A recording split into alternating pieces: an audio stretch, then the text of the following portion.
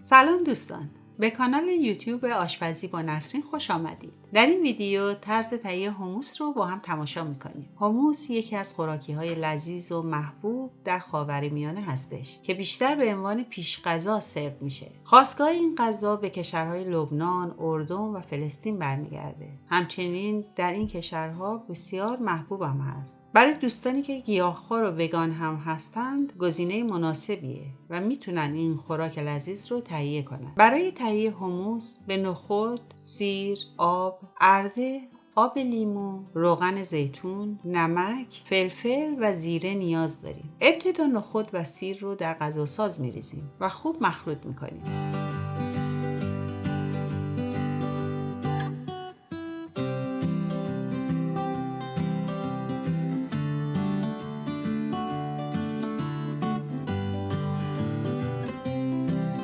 بعد از اینکه نخود و سیر مخلوط و یک دست شدن، ارده، آب لیمو، روغن زیتون، نمک، فلفل سیاه رو هم به غذاساز اضافه کنیم.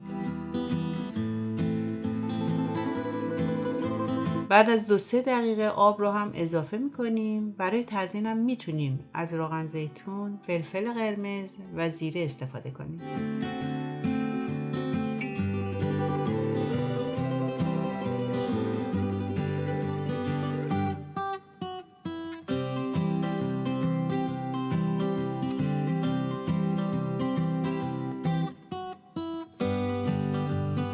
نوش جان. اگر شما هم این خوراک خوشمزه رو تهیه کردید، خوشحال میشم عکساتون رو با من به اشتراک بگذارید.